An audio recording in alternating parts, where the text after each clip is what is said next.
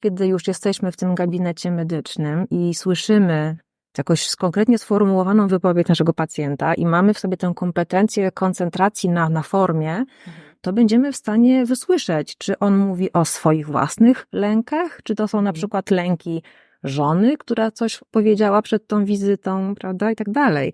Czyj to jest głos?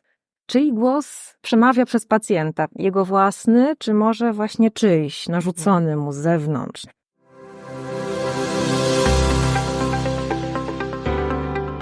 Zapraszamy do wysłuchania odcinków nowej serii podcastu Spotkania Biuletynu zatytułowanej Polonistyka zaangażowana. Polonistyka nie jest bezradnym przyglądaniem się światu. Daje narzędzia, by się w nim odnaleźć, pomóc go zrozumieć, zapobiec wykluczeniu i osamotnieniu. Taka jest polonistyka, którą chcemy pokazać poprzez nasz projekt. Polonistyka zaangażowana.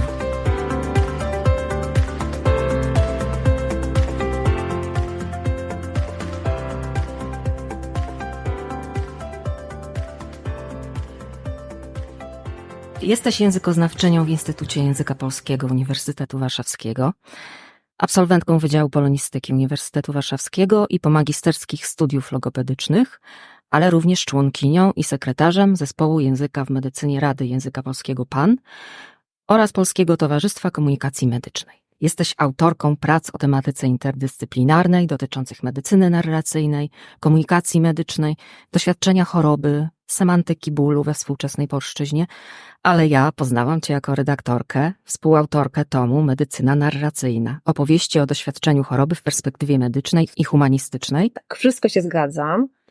O tę motywację to właściwie sama siebie mogę zapytać, skąd one się wzięły. Bo tak, nie mam w rodzinie lekarzy, nie jestem dzieckiem chirurga i pielęgniarki na przykład. Jedyni przedstawiciele zawodów medycznych u mnie w rodzinie to farmaceuci, mój brat i bratowa, więc coś tam jest. Nie mówię, że nic. Więc jakby nie z tego się to wzięło. Ale mam wrażenie, że medycyna zawsze jakoś mnie interesowała jako po prostu dziedzina, jako dyscyplina. Miała w sobie coś fascynującego i też jest we mnie taki ogromny szacunek dla lekarzy, dla pielęgniarek i dla wszystkich wykonawców tych trudnych zawodów medycznych. Więc jakby mnie zawsze też interesowała historia medycyny, jak sobie ludzie przez wieki wyobrażali, czym jest choroba, skąd się ona bierze, jaka jest rola lekarza w tym wszystkim, jak się rozwijała i doskonaliłam, więc tego typu książki też mam na półce i lubię je sobie podczytywać. Jest to jakby jedno. Potem na studiach, właśnie tak jak wspomniałaś, robiłam specjalizację logopedyczną, zawodową. Później dokończyłam tę specjalizację w ramach podyplomowego studium logopedycznego. To było jeszcze zanim powstał kierunek logopedyczny u nas na wydziale. No i tam jakby językoznawstwo ujawniło mi się w takim właśnie interdyscyplinarnym ujęciu. Było bardzo sfunkcjonalizowane, bardzo tak praktycznie połączone z psychologią i z elementami medycyny, więc to też jakiś taki inne źródło. No i wreszcie chyba takim momentem zwrotnym to był moment, kiedy skończyłam studia magisterskie, no i poszłam na studia doktoranckie i zaczęłam pisać pracę na temat bólu. Właśnie ten ból, właśnie semantyka bólu. I tutaj właśnie tak czytając, szukając rozmaitych opracowań do tego tematu, żeby sobie poszerzyć, prawda, kontekst o takie właśnie aspekty różne medyczne, komunikacyjne, no okazało się, że to jest fascynujący temat, że jest wielkie pole do tego, żeby właśnie badać te relacje między językiem a medycyną, język w komunikacji medycznej przede wszystkim. I jak napisałam tę pracę o tych wyrażeniach w języku polskim, które służą nam do opisywania bólu, no to miałam poczucie, że opracowałam jakiś tam mały kawałeczek, mały wycinek, bardzo ważny. Ale jest jeszcze dużo więcej takich, prawda, wycineczków, chociażby samo całościowe doświadczenie choroby, no bo ból to tylko objaw czegoś innego, prawda, czegoś więcej, a czasami też ból jest samą w sobie chorobą. Więc to rozróżnienie też jakoś tak pokazało mi się w głowie jako niezwykle interesujące. Więc tak w sumie różne źródła się we mnie połączyły No i nie mogę się od tego tematu oderwać. Próbowałam, ale nie wychodzi mi. No i przede wszystkim medycyna narracyjna, tak? Ta praca o semantyce bólu też okazała się zwrotna w moim życiu pod tym względem, że jakby doprowadziła mnie do zespołu języka w medycynie właśnie. Pani profesor Renata Grzegorczykowa, która na zajęciach w ramach, prawda, tutaj studiów towarzyszyła mi w pisaniu tej pracy, w takim współmyśleniu, kontaktowała mnie z doktor Antoniną Doroszewską, właśnie z zespołu języka medycznego wtedy. No i tutaj właśnie zaczęłyśmy współpracę na różnych takich polach. Kilka projektów zrealizowałyśmy i cały czas pracujemy dalej razem. No i potem też pojawiło się w tym samym momencie, jakoś tak właśnie wszystko się skumulowało. Powstało Polskie Towarzystwo Komunikacji Medycznej. No i tam właśnie poznałam lekarzy, z Bydgoszczy, z Wrocławia, z Poznania, z Krakowa i ja dopiero od nich, właśnie z jako źródła jakby od lekarzy dowiedziałam się o czymś takim jak medycyna narracyjna. I miałam poczucie, że to jest u nas w Polsce, tak, w badaniach polonistycznych raczej nieznany obszar. Było kilka prac socjologicznych, tak, czy powiedzmy właśnie prace pisane przez pielęgniarki, właśnie przyciągające medycynę narracyjną z takiej perspektywy i pomyślałam sobie, że ojej, to jest niezwykle ciekawy obszar, w którym właśnie przez narrację i literaturoznawstwo, i medycyna łączą się ze sobą, ale przecież w tym wszystkim jest też język mój, ten najbliższy mnie. Tak, tak. I tu momentem takim ważnym była organizacja pierwszej konferencji, właśnie tej, z której pokłosiem jest owa książka, o której wspomniałaś, tak? W 2018 roku na UW właśnie współorganizowałam tę konferencję. Myślałam, że to będzie malutkie wydarzenie, na które przyjedzie, nie wiem, może z 10 osób. A jak się wysłało informacje, no to okazało się, że właśnie w różnych miejscach w Polsce są badacze, którzy na własną rękę szukali i znaleźli, prawda, jakieś ślady tekstów, czy znają właśnie opracowane teksty, książki Rity Sharon, wiedzą o medycynie narracyjnej, narrative medicine, prawda, przede wszystkim po angielsku, jak to należy po polsku przetłumaczyć, to inna rzecz. No i oni się zjechali na tę naszą konferencję. No i okazuje się właśnie, że nie było nas wcale tak mało. I że to jest bardzo ciekawy obszar, który, mam wrażenie, został przede wszystkim zagospodarowany przez literaturoznawców. Wróćmy do tego, czym jest humanistyka medyczna i wchodząca w jej zakres medycyna narracyjna, której definicję podałaś w swoim rozdziale wspomnianego tomu, bo definicji jest kilka. Rita Sharon, twórczyni medycyny narracyjnej, określiła ją jako kliniczną kuzynkę badań nad związkami literatury i medycyny oraz literacką kuzynkę opieki skoncentrowanej na relacji. Przede wszystkim jednak uczyniła z niej konkretną formę praktyki klinicznej, model sprawowania opieki nad pacjentem, akcentujący jego podmiotowość, dowartościowujący jego osobistą perspektywę na to, czego doświadcza w swojej chorobie. A z kolei pani profesor Małgorzata Nowaczyk w tekście Nasze życie jest opowieścią pięknie napisała, że medycyna narracyjna jest praktyką medyczną, która wie, co zrobić z opowieściami pacjenta, a w innym miejscu wyraziła przekonanie, że nie jest ona niczym innym czy nowym i jest być może nową nazwą rzeczy, które powinniśmy zawsze byli robić jako lekarze. Co tu dodać? Jak w tej chwili właśnie postrzegana jest medycyna narracyjna i czy te definicje da się jakoś uzupełnić jeszcze? No więc rzeczywiście tych prób przybliżenia sensu, istoty jest wiele. Ta definicja profesor Nowaczyk jest bardzo taka intuicyjna, prawda? Jest bardzo oczywista i wygodna, bo faktycznie pacjenci przychodzą i mówią, i opowiadają. I lekarz, czy w ogóle pracownik opieki medycznej, który jakby ma to przygotowanie narracyjne, będzie wiedział, będzie potrafił zrobić coś z tą opowieścią, prawda? Jakoś wyzyskać, wyciągnąć z niej elementy i wykorzystać je klinicznie. Więc, no właśnie, bo tutaj dużo pytań padło, czym jest humanistyka medyczna i medycyna narracyjna. Rzeczywiście to nie jest takie proste, żeby je względem siebie te pojęcia ułożyć. Tutaj jakby nas interesuje rzeczywiście humanistyka medyczna, czyli jest to takie, językowo do tego podchodzę, jest to takie wyrażenie, które pokazuje nam styk dwóch ogromnych dyscyplin, prawda? Czyli właśnie humanistyki i medycyny, ale kładzie nacisk jednak na tę humanistykę, prawda? Humanistyka jaka medyczna. Tak. Z drugiej strony możemy też mówić o medycynie humanistycznej. To niby to samo, ale jednak nie to samo. Tak. Więc humanistyka medyczna to są przede wszystkim takie studia prowadzone przez humanistów, czyli właśnie literaturoznawców, nie wiem, antropologów, które dotyczą tematyki medycznej.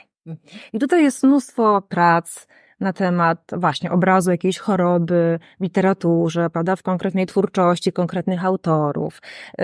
Dużo mamy właśnie tego typu opracowań, czy to profesor Moniki Ładoń, czy Małgorzaty Okupnik. No wspaniałe, prawda, 2 tomy wyszły bardzo blisko siebie, prawda, w czasie.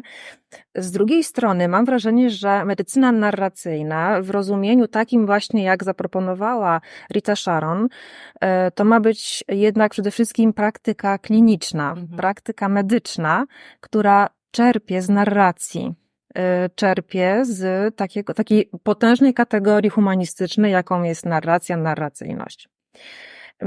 I ja mam takie poczucie, że współcześnie właśnie w polskich badaniach bardzo rozwija się ta ścieżka humanistyki medycznej, czyli jednak humaniści biorą tematy medyczne na warsztat i swoimi narzędziami je opracowują, dążąc oczywiście do tego, żeby akcentować ten taki podmiotowy, indywidualny, prawda, charakter doświadczenia choroby.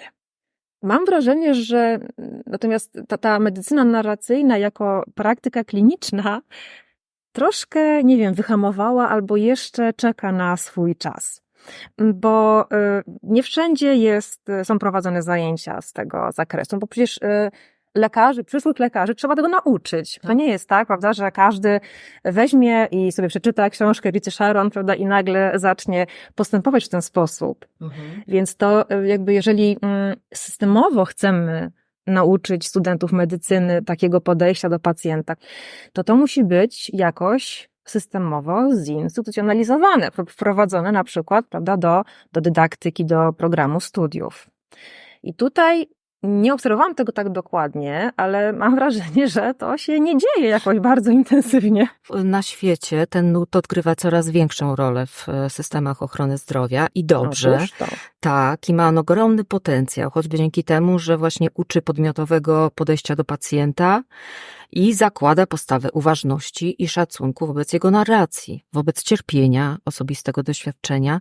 I wyobraźmy sobie, jak wiele taka postawa potrafiłaby dać pacjentom cierpiącym na choroby, które udają inne schorzenia, takie jak na przykład fibromialgia czy endometrioza, gdzie proces diagnozy jest niezwykle żmudny, czasami wieloletni i gdzie pacjentka zanim rozpocznie leczenie, to usłyszy wiele złotych rad, ale nawet konstatację, taka pani uroda. I tutaj medycyna narracyjna miałaby bardzo dużo do zaoferowania lekarzom i pacjentom i w znaczący sposób też usprawniłaby ten proces diagnozy, prawda? Tak jest, i to też już nie jest wcale nowe odkrycie, że w tej opowieści pacjenta kryje się diagnoza, prawda? Czyli słuchaj swojego pacjenta, bo on ci mówi diagnozę. Tylko właśnie trzeba być do tego przygotowanym. Może wystarczy mieć po prostu świadomość, że takie podejście jest możliwe. Ale oczywiście tutaj zawsze lekarze będą mówić, że czasu jest tak mało na wizytę, prawda, że w te 15 minut trzeba, prawda, załatwić wszystko, a ileż tej papierowej jeszcze roboty jest w systemie, w komputerze, trzeba wszystko wypełnić i tak dalej. No ale właśnie, z drugiej strony tutaj też można sięgnąć do badań z zakresu komunikacji medycznej, że podobno jak się pacjentowi tak pozwoli opowiedzieć swoimi słowami, właśnie tak pozwoli mu się na narrację, prawda, to okazuje się, że on tak będzie mówił 1,5 minuty, 2, to nie jest tak bardzo dużo, prawda? A jeżeli ten słuchacz będzie wyposażony w pewne umiejętności, to może da radę wyciągnąć z tego pewne informacje istotne klinicznie. No ale póki co tego się u nas nie uczy, a przecież miejmy świadomość, że na Uniwersytecie Columbia są studia magisterskie z medycyny narracyjnej. Studia magisterskie, prawda? Które trwają, nie wiem, rok, kilka semestrów. U nas natomiast i tak jest duży postęp na uczelniach medycznych. No właśnie o tym postępie może pochwalmy trochę. Właśnie tak, że wprowadzono obowiązkowe zajęcia z komunikacji medycznej. Tak? Te zajęcia są na różnych uczelniach może różnie jeszcze realizowane, połączone często z takimi zajęciami o profilu psychologicznym bardziej, komunikacja interpersonalna z tymi elementami komunikacji medycznej, więc to jest różnie, aczkolwiek jest to wszystko w procesie standaryzacji, więc jesteśmy na dobrej drodze i jestem dobrej myśli, że na każdej uczelni będzie podobnie. No a nie ma obowiązku uczenia medycyny narracyjnej. Mam nadzieję, że na uczelniach będzie się ten przedmiot pojawiał. Wiem, że w Krakowie na UJ, w Collegium Medicum jest, ale to jest cały czas przedmiot fakultatywny do wyboru. Być może na Wydziale Lekarskim u nas na UW pojawi się taki przedmiot też wśród przedmiotów do wyboru, ale no właśnie do wyboru. I też nigdy nie wiadomo, ile osób zdecyduje się na wybór przedmiotu, który się nazywa dosyć, tak dziwnie, prawda? Ta medycyna narracyjna, tak w pierwszej chwili, to niekoniecznie ma się pewność, co to właściwie jest. Budzi pewną nieufność. Właśnie, ta nieufność czasami wynika właśnie z tego, że nie rozumiemy tego pojęcia narracyjna, prawda? W jakim sensie? Więc to może powinno się w ogóle nazywać medycyna właśnie oparta na narracji, albo medycyna wykorzystująca narrację pacjenta. Coś tam więcej włożyć w to wyrażenie, żeby pokazać, jakie jest miejsce narracji w tym podejściu medycznym. No, ale chyba się utrwaliło to właśnie wyrażenie medycyna narracyjna z takim przymiotnikiem narracyjna, który nie do końca wiemy, jak powinien być, prawda, sfunkcjonalizowany w tym naszym wyobrażeniu tego zjawiska. No, ale mam nadzieję, że się pojawią elementy. Ja w ogóle jestem przekonana, że jeżeli chcemy nie spalić tego pomysłu i jakoś wdrożyć elementy medycyny narracyjnej na uczelniach medycznych, to powinniśmy to robić razem z tymi zajęciami z komunikacji medycznej. Znaczy widzieć medycynę narracyjną jako, jako podejście, które może jakby doskonalić nasze kompetencje komunikacyjne. Bo tak naprawdę to jest podejście, które polega na specyficznym prowadzeniu komunikacji z pacjentem, takiej otwartości, na wysłuchaniu. Perspektywa medyczna, którą prezentuje lekarz, jest zupełnie inna niż ta, z którą przychodzi do gabinetu pacjent. Lekarz przede wszystkim, i tutaj znowu można też przywołać tę całą triadę choroby, illness, disease, sickness, po angielsku oczywiście to się po polsku nie za dobrze da przetłumaczyć, bo my wszędzie mamy chorobę. Ale lekarz przede wszystkim widzi chorobę w sensie disease, tak? Czyli jakieś zaburzenie funkcjonowania organizmu. Go interesują badania, wyniki krwi, prawda, wszelkie objawy, parametry. To jest taki medyczny, uporządkowany medicine, prawda, based on evidence, prawda, czyli ABM, prawda. Natomiast pacjent przychodzi ze swoją perspektywą pacjenta. To jest taka perspektywa, która wnosi tę chorobę rozumianą jako illness, czyli to moje nie do końca dobre samopoczucie, prawda? Jakiś taki dyskomfort. Czasami cierpienie, prawda? Czasami cierpienie, bardzo poważne oczywiście. Ja nie wiem, co jest przyczyną, nie wiem, jakie mam parametry, ale wiem, że mi to przeszkadza, że przez to nie mogę pracować, prawda, że nie mogę, zasnąć, że zawalam spotkania, służbowe czy z przyjaciółmi. Boję się tego, nie wiem, o co chodzi, nie wiem, jak to wpłynie na moją pracę, prawda, więc jakby ja wnoszę jako pacjent. I jeszcze perspektywę bardzo potoczną. Znaczy ja coś tam doczytałam, sąsiadka mi powiedziała, że ten ból pleców to może jakiś tam nowotwór czy coś, więc ja już jestem przerażona, mam takie zlepki informacji, resztę sobie domyślę, mam jakieś potoczne wyobrażenie, no i przychodzę pełna lęków, prawda, i obaw. No i właściwie mamy dwie zupełnie przeciwne perspektywy. No i teraz właśnie w takim najnowszym kształceniu komunikacyjnym zaleca się, żeby to właśnie elegancko połączyć. No i tutaj znowu kłania nam się medycyna narracyjna, prawda? Czyli jakby ja mam wrażenie w ogóle, że właśnie te standardy kształcenia komunikacyjnego pod wieloma względami mają takie miejsca, do których można zaprosić to ujęcie narracyjne.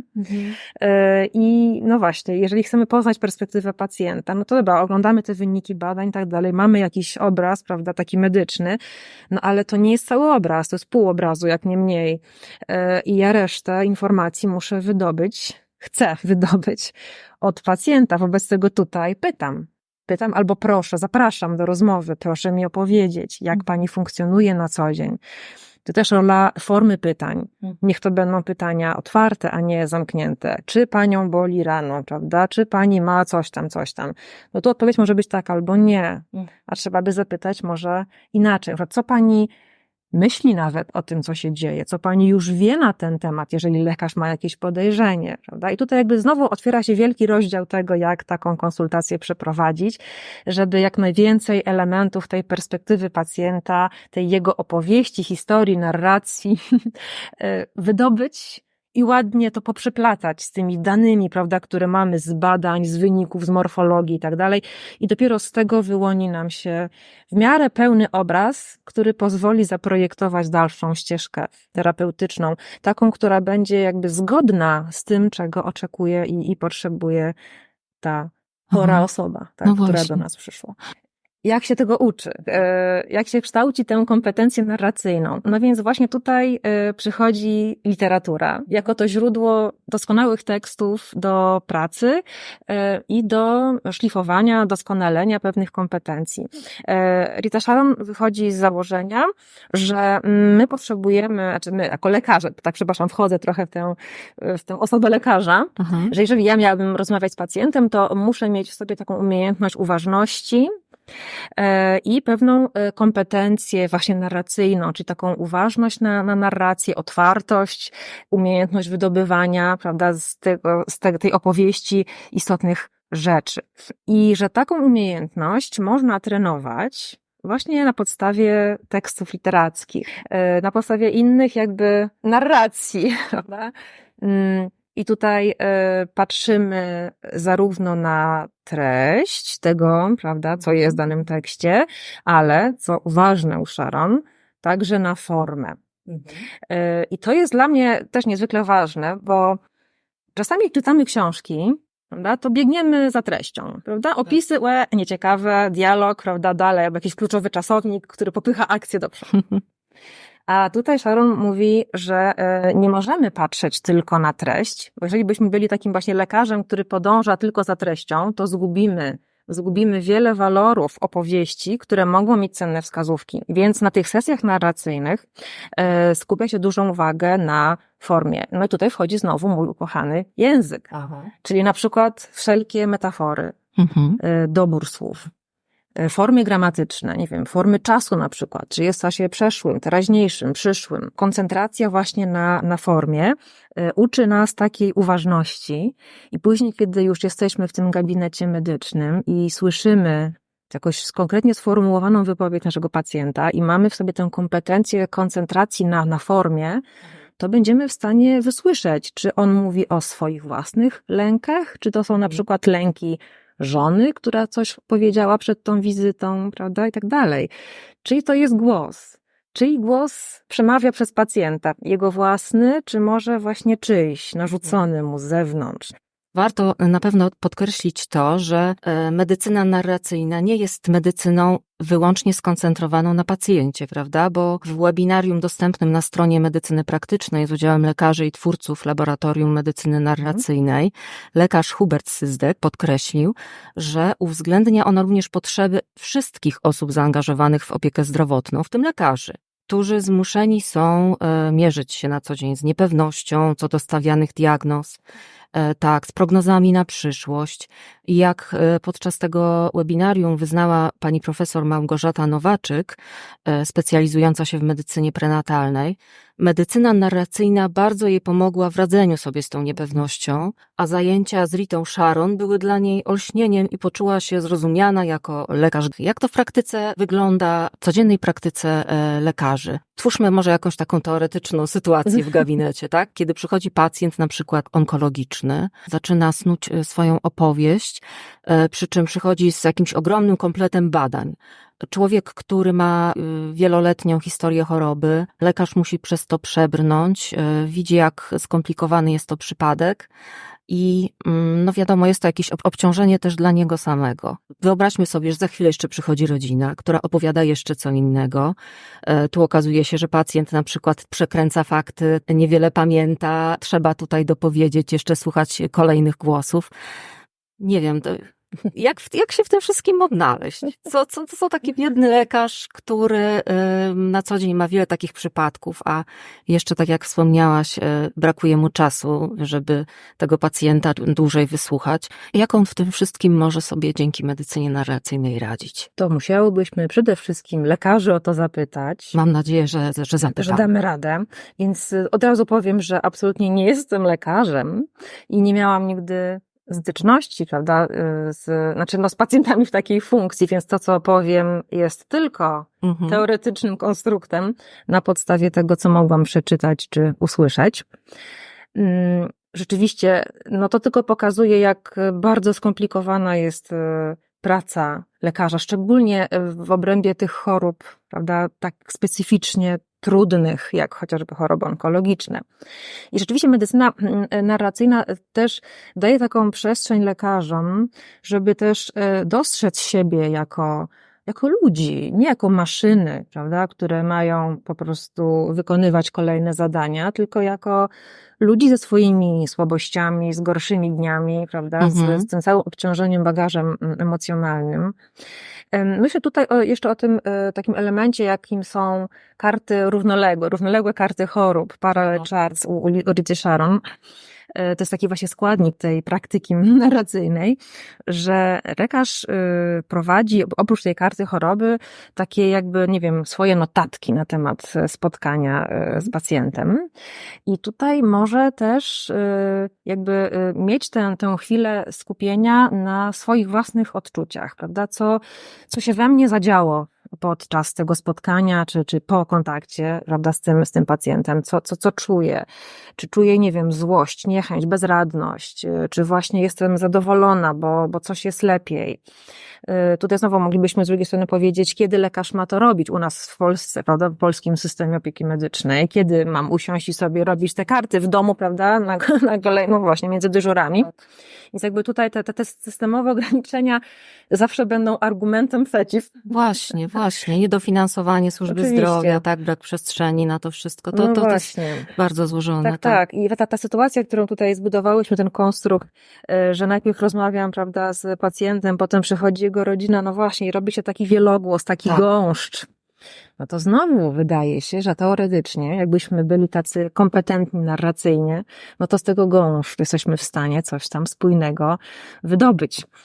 Jakiś obraz, prawda, choroby, który nam się wyłoni, jakiś spójny, albo właśnie dostrzec te różnice i później jest na czym pracować podczas kolejnej wizyty. Więc to są wszystko bardzo trudne rzeczy, również komunikacyjnie. Tak? Ja też cały czas jednak mam też na uwadze ten aspekt komunikacyjny. Czy ja rozmawiam właśnie tylko z pacjentem, czy z dzieckiem i z jego rodzicem, prawda, czy właśnie ze starszym pacjentem i jego córką, która wprowadza swoją perspektywę, prawda, swój jakiś kontekst. No to są bardzo trudne sytuacje i wierzę głęboko w to, że takie właśnie przejście, chociażby szkolenia z zakresu medycyny narracyjnej, czy takie no właśnie wczucie się w tę ideę, coś da również lekarzom. Chociaż trudno mi teraz w tej chwili podać jakieś bardzo takie konkretne przykłady. Ja myślę, że to jest po prostu sztuka życia, po prostu, prawda? To nie jest, ja też nie chciałabym, żeby to wybrzmiało, że medycyna narracyjna jest jakimś narzędziem komunikacyjnym, jakimś chwytem, prawda? Jakąś sztuczką. To też wiem, że wiele autorów zwraca na to uwagę, żeby tak tego nie traktować. Więc rzeczywiście, jeżeli ktoś tak na serio w to wejdzie, wczyta się, przepracuje wewnętrznie, no to może to coś zmienić w jego życiu zawodowym, tak? W jego podejściu. I szczerze mówiąc, no właśnie, nie jestem lekarzem, tak? Ale jestem dydaktykiem, prawda? Jestem mamą, żoną na co dzień, prawda? Się komunikuję z różnymi osobami i w ogóle mam wrażenie, że im więcej o tej medycynie narracyjnej sobie czytam, o komunikacji sobie czytam i myślę, to tym lepiej się komunikuję w różnych sytuacjach. Więc to jest też fascynujące w ogóle w językoznawstwie, prawda, w każdej nauce, w tym, żeby się po prostu cały czas doskonalić, prawda, czegoś się uczyć na nowo i starać się to jakoś wprowadzać w życie ten styk językoznawstwa i medycyny, który też widać w medycynie narracyjnej, ale też w komunikacyjnych tematach, że to jest temat, który powinien interesować studentów i szkoda, że go nie ma w ofercie dydaktycznej. I zdarzyło się, że mogłam poprowadzić konwersatorium na swoim wydziale i właśnie zaproponowałam zajęcia pod tytułem Język i medycyna. Tak specjalnie to zatytułowałam tak szeroko, Język i medycyna, z takim postanowieniem, że umieszczę tam elementy medycyny narracyjnej. Przy czym oczywiście odbiorcami, tak, uczestnikami tych zajęć, no, są poloniści, studenci polonistyki na studiach magisterskich. Takie zajęcia poprowadziłam już dwukrotnie. Teraz w tym roku akademickim latem, tak, będę miała 3. odsłonę. Więc tam miałam właśnie przyjemność pierwszy raz taką sesję medycyny narracyjnej ze studentami zrobić. W ramach tych tematów tego konwersatorium omawiamy różne tematy, bo i nazewnictwo chorób, nazewnictwo leków, kwestie komunikacyjne, jakie polszczyzna daje nam w ogóle środki leksykalne do opowiadania o tym doświadczeniu, jaką jest choroba, czy właśnie zachwianie zdrowia. No i mamy tam właśnie elementy tej humanistyki medycznej, tak robię takie wprowadzenie, no, humanistom, prawda, więc jakby oni to rozumieją, chłoną. I taka dynamika pracy na tym konwersatorium jest dla mnie naprawdę czymś niesamowitym. Ja po prostu czekam na każde następne zajęcia. Tak pięknie się niektórzy otwierają, właśnie wnoszą dużo swojej perspektywy. Widzą, że to jest ważne, że faktycznie jak następnym razem pójdę do lekarza, to będę zwracała uwagę, prawda, na takie i takie rzeczy. No i ta sesja narracyjna, zwykle tak pod koniec ją robię, bo też zależy mi na tym, żeby grupa troszkę się poznała, prawda, tak sama ze sobą.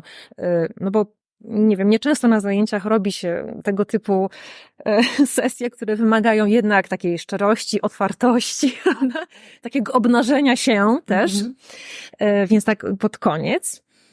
No i to wychodzi bardzo, bardzo ciekawie. Tak? Także oni pracują bardzo dobrze i myślę, że studenci medycyny, czy już praktykujący lekarze, tak, żeby się pootwierali na takich sesjach. I to jest w ogóle bardzo ciekawe, że tutaj pracujemy na tekstach literackich, które z pozoru nie mają w ogóle związku, prawda, z lekarską praktyką.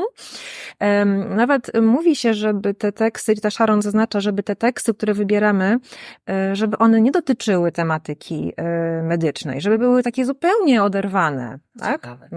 Ale ja sobie tak myślę, że jakbyśmy tak mieli na początek prowadzić tego typu zajęcia, to może jednak dobrze byłoby, żeby te teksty chociaż troszeczkę tematycznie ocierały się o tematy medyczne.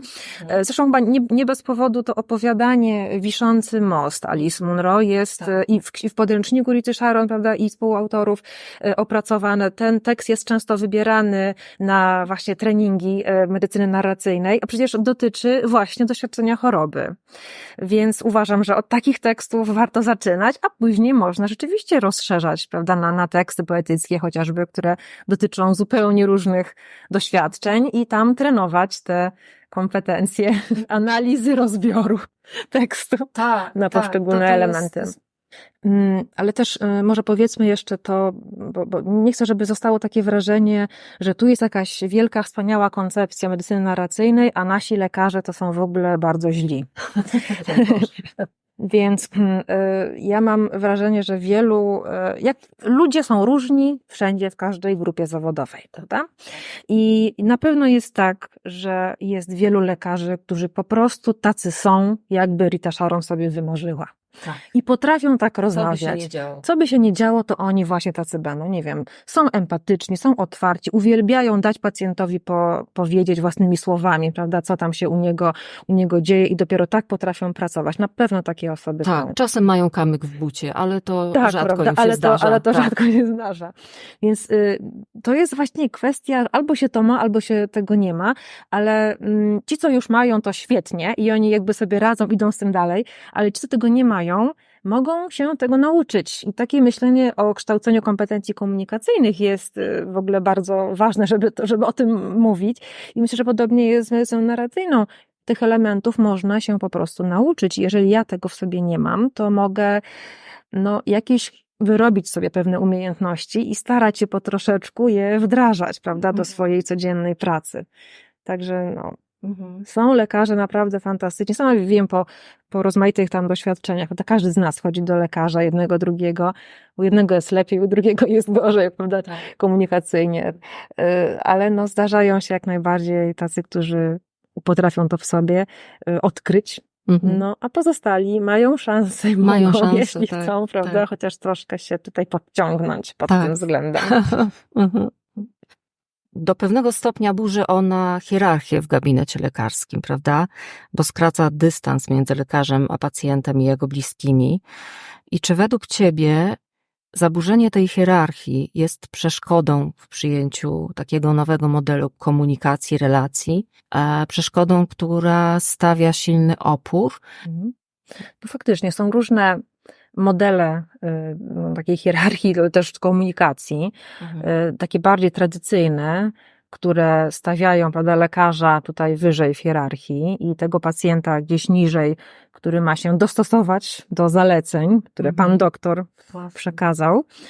No ale są też, to się współcześnie zmienia w kierunku takich relacji, no właśnie bardziej partnerskich, w których pacjenta angażuje się coraz bardziej w proces terapeutyczny, nie tylko pacjenta, ale także jego rodzinę. Więc mamy właśnie coraz częściej do czynienia z taką relacją potrójną, prawda? Czyli jakby jest lekarz, ale też cały personel, jest pacjent, są jego bliscy. Więc jakby te role gdzieś tam się rzeczywiście wyrównują, mam wrażenie, na poziomie też takiego kształcenia komunikacyjnego. A w medycynie narracyjnej rzeczywiście musimy otworzyć się na drugiego i na siebie i tak to bardzo ładnie wychodzi też w tym, o czym Rita Sharon pisze na temat tych kart równoległych, prawda, że kiedy lekarz potem sobie ma to doświadczenie tego kontaktu z pacjentem opisać jakby po swojemu, to, że ona lubi tak spojrzeć na siebie i o sobie w trzeciej osobie mówić. Tak? Czyli gdzieś jakby z lotu ptaka obserwuje siebie jako tę lekarkę i tę pacjentkę, bo to akurat a propos jakiejś pacjentki było, i widzi siebie na równi z tą pacjentką, tak? I gdzieś tam wisi wyżej jako obserwator. Ja nie wiem, czy się lekarze tego boją. Być może to jest rzeczywiście jakaś sprawa pokoleniowa. To myślę, że to też w wielu instytucjach myślę, że jest istotne zjawisko, prawda? Czyli pewne pokolenie przywiązane do pewnych jakby schematów, zachowań językowych, prawda? No po prostu trwa. Tak. Więc ja myślę, że lekarze właśnie w ramach zajęć komunikacyjnych są też otwierani na te takie nowe modele komunikacyjne. I tutaj jakby medycyna narracyjna się z tym łączy, bo nam się też może wydawać właśnie w tym opisie ewolucji modeli komunikacyjnych, że ten model partnerski jest idealny, że pacjenci tak strasznie chcą być na równi z lekarzem, prawda, i chcą być tacy aktywni w procesie terapeutycznym, a są badania, które pokazują, że wcale tak nie jest, że to wcale nie jest takie oczywiste, że jednak lekarz to jest ten specjalista, do którego ja przychodzę, mimo wszystko po konkretną poradę. Oczywiście jest miło, kiedy on mi da wybór, prawda? Przedstawi mi możliwe ścieżki terapeutyczne, zapyta, jaka jest moja sytuacja rodzinna, zawodowa, czy jestem gotowa na terapię, która będzie trwała, 3 miesiące i tak dalej. Ale to nie jest tak, że wszyscy pacjenci chcą sami decydować o sobie. To jest dosyć ciekawe, mam wrażenie, że jednak lekarz powinien zostać lekarzem, tym specjalistą, prawda, tym źródłem konkretnej wiedzy. Opoką, tak. Tak, właśnie tak. Takim źródłem oczywiście wiedzy, a potem takim trochę może przewodnikiem, takim towarzyszem, prawda, ale takim, którego ja mogę zawsze zapytać, czy idziemy w dobrą stronę, albo powiedzieć, że zaszły w moim życiu jakieś zmiany i nie mogę kontynuować leczenia, prawda? I on wtedy jest otwarty na to. Więc mam wrażenie, że z tych nowszych badań wychodzi nam taki obraz relacji pożądanej ze strony pacjenta, który bardzo jest zgodny z tą ideą medycyny narracyjnej. Czyli jakby przy czym zachowuje tę rolę przewodnika, prawda, lekarza jako przewodnika. Aczkolwiek też tutaj nie chcę pominąć tego faktu, że czasami to pacjent staje się takim przewodnikiem dla lekarza. Takie sytuacje też są. Aha, to jest ciekawe. Czyli pacjent, który jest niejako takim własnym specjalistą od swojej choroby, ale nie w takim sensie, że wyczytał w Google, prawda, jak to się mówi i jest najmądrzejszy, tylko po prostu żyje ze swoją chorobą, sam dochodzi do pewnych, nie wiem, wniosków, do pewnych obserwacji ma, że coś po prostu dobrze wpływa na jego funkcjonowanie z tą chorobą, dzieli się tym z lekarzem, ale musi też mieć poczucie, że może to zrobić. Właśnie, ten lekarz nie boi się. Tak, nawet ten lekarz będzie na to otwarty. Ja kiedyś też, poczułam się takim właśnie małym przewodnikiem dla lekarza. A to ciekawe. Tak, kiedy właśnie mieliśmy doświadczenie takiej choroby, z naszym dzieckiem pierwszym i jakby my, rodzice zaangażowani w opiekę nad tą, prawda, chorobą, odkryliśmy pewne patenty, jak można to dziecko jakoś tak opatrunki założyć, żeby wszystko było dobrze. I pani doktor podejrzała to na którejś tam wizycie i pochwaliła nas bardzo, że to bardzo ciekawy pomysł i czy ona może o tym pomyśle opowiedzieć innym rodzicom, którzy mają podobną sytuację. Już nie będę wchodziła w szczegóły, ale ja się poczułam jako mama małego pacjenta tak doceniona wtedy. To była drobna rzecz, prawda? Właściwie prawie, że nieistotna. Ale ta pani doktor właśnie wyszła za tego biurka, prawda? Podeszła do nas, zobaczyła, doceniła ten wysiłek i pomyślała, że to ciekawe rozwiązanie, które też innym może posłużyć. Także to jest naprawdę bardzo skomplikowany temat tych relacji. Też my tutaj budujemy jakieś modele, ale przecież każdy z nas jest inny, każdy lekarz jest inny, każdego dnia jest inny. I to też jest istotne w tym podejściu narracyjnym, że nawet taki kamyk w bucie, który mi od rana przeszkadza, prawda, może wpłynąć na to, jaka ja jestem w relacji z innymi i jak te moje kompetencje będą funkcjonować, tak? Będą śmigać, czy jednak nie. Tak. Więc to jest życie po prostu, prawda? Więc płyniemy cały czas i możemy tylko starać się kurs jakoś korygować. Tak, ale z tego przykładu, który podałaś, wynika, że czasami po prostu wystarczy oddać pacjentowi głos i go słuchać. Oj tak, otóż to. A tymczasem boimy się często gabinetów lekarskich i doświadczania tej hierarchii, wyższości, która potęguje nasze lęki i dobrze ilustrują to słowa jednego z pacjentów, które przytoczył we wspomnianym webinarze lekarz praktykujący medycynę narracyjną, Hubert Syzdek. To były słowa: panie doktorze, jak to jest, że ja się do pana nie boję przychodzić?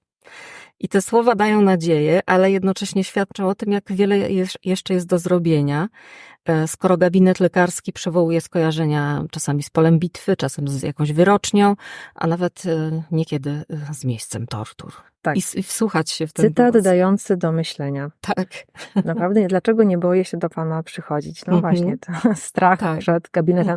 Strach może przed tym, co usłyszę, albo też strach przed tym, jak zostanę potraktowana. Dokładnie tak. To są różne lęki i myślę, że ten lęk przed tym, jak się zachowa ten lekarz, jak będzie do mnie mówił, można jakoś redukować właśnie pracą nad sobą, taką komunikacyjną też, no bo jednak przed diagnozą nie da się uciec, prawda? Ale można ją tak przekazać pacjentowi, tak go pokierować, żeby to było dobre doświadczenie mimo trudów. Aha. Mam poczucie, że zaledwie wyszłyśmy dziś na obszerne pole, jakim jest medycyna narracyjna, czy szerzej humanistyka medyczna. I mam przed sobą tutaj 2 publikacje i o każdej z nich można by było długo i ciekawie rozmawiać. Tak? Jedna to jest tom tekstów drugich, a druga to jest medycyna narracyjna i komunikacja w sytuacjach granicznych pod redakcją Aleksandra Woźnego. W opisie odcinka oczywiście podamy wymienione publikacje, ale przypomnijmy też, że w ramach projektu opracowujemy ekspercką bibliografię tematyczną, w tym również dotyczącą medycyny narracyjnej i humanistyki medycznej, i że ty występujesz w naszym projekcie w roli ekspertki. Wspólnie z naszymi słuchaczami wejdziemy jeszcze w głąb tego obszaru i będziemy wspólnie odkrywać to, co może wnieść w nasze życie wartościowego. I będziemy kontynuować. Mam nadzieję, że usłyszymy też ciebie w roli prowadzącej, jeśli się zgodzisz. Bardzo chętnie. Serię podcastów Polonistyka zaangażowana zrealizowano w ramach projektu Polonistyka wobec wyzwań współczesnego świata. Dofinansowano ze środków budżetu państwa w ramach programu Ministra Edukacji i Nauki pod nazwą Nauka dla Społeczeństwa 2. Numer projektu podano w opisie. Zapraszamy do wysłuchania kolejnych odcinków dostępnych na platformach Spreaker, Spotify i YouTube oraz w internetowym biuletynie polonistycznym. Do usłyszenia.